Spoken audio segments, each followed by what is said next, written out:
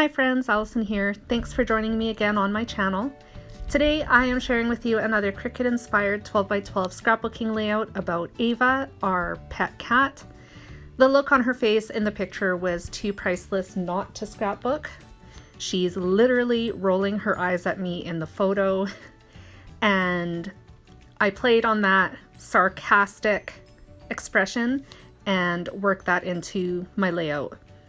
So right now I'm just fighting with my ATG.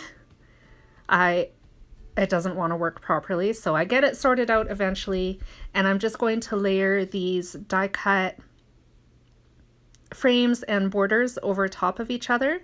I'm working on the photo frame right now. It is actually like a Polaroid, not a Polaroid, but a photo booth photo frame, but I just made it long. So it spans most of the page, and then I'm layering the scalloped border over top of it with the stripes in it. And there's a little arrow that I'm adding right now that is also striped that's going at the top of that. The photo, there's Miss Ava, is going to be layered underneath it on an angle.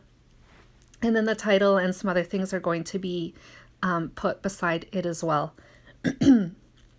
I'm just using my Tombow Mono to glue the borders down, and then I used my tape runner to mat the photo to some white cardstock, and I'm also using some foam tape to put on the back of it as well, so that it stands out a little bit more and creates a little bit of depth. So there it is. I thought the white border would be really nice around the picture. I haven't been doing it too often. For a long time, I was matting my photos, every single photo that I did, and it was always white cardstock. And I've kind of stopped doing that, and with this layout, I decided to do it again. The picture just needed a little bit of a finishing touch on it, and I thought matting it would be the perfect thing for that. I'm adhering the title now, which is cut from Close to My Heart cardstock. All of the cardstock that I use in this layout is actually close to my heart. So it's cut from pink cardstock and also peacock, like a really deep teal color. And it is oh joy. I just adhered the Y right there. I used foam squares to adhere the title as well, just to create some depth and dimension, just like I did with the picture. I'm gonna layer a camera over top of it, and then decided at the last minute that I was going to mat a scrap piece of paper behind it. So I chose more peacock, and then felt like that was too much peacock in that one spot. So I decided to mat it with pink, just to draw pink more into the rest of the title, if that makes sense. And I think it's super cute. It was just the thing I needed to do to fill in that camera, so that you don't see the white background showing through. There's going to be another camera matted to a circle, which I think I'm working on right now. I'm just going to glue it together. There's a pink circle and then a white one that fits inside it. I'll glue those together once again so you don't see the white base showing through, and then corners of pictures and other things that you want hidden. And then once that's all put together, I'll put a camera on it. There's the camera right there.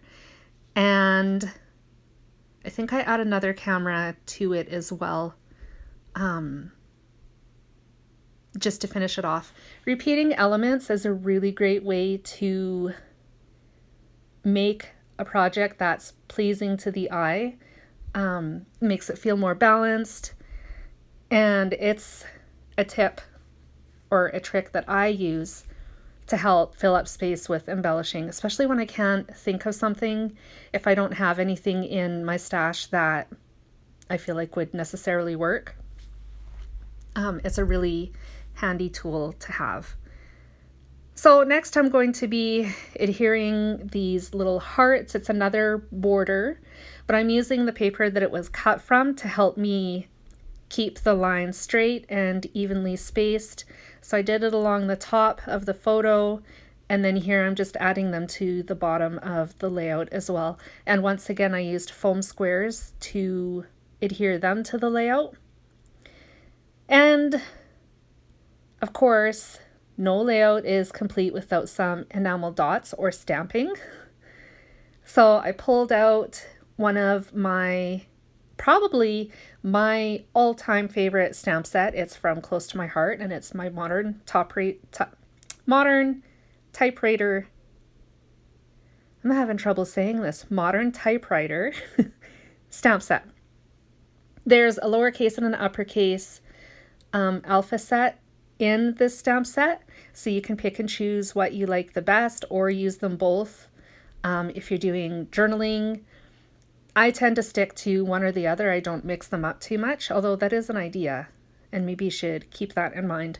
So I'm just stamping right now some sarcastic phrases that could possibly have been running through Ava's mind when I snapped the picture. The first one is seriously, and the second one is going to be not again. So those are stamped in black ink on white cardstock, and I'll trim them down to make them little strips like you see right there, and they will be attached underneath the title. So basically they are like the subtitle, but that's not really the intent I had. I just wanted to fill up that space a little bit. And below that, I will be adding some journaling. I just cleaned up the page a little bit where there was some extra adhesive residue with my adhesive eraser. And I'm just taking a straight edge ruler and my pencil, as I always do, marking out some lines, and then I'll go back over it with my pen after I've written my journaling. Once the journaling is done, that's when I will adhere the enamel dots to this layout. The enamel dots are a mixture of Pinkfresh Studio and Jen Hadfield.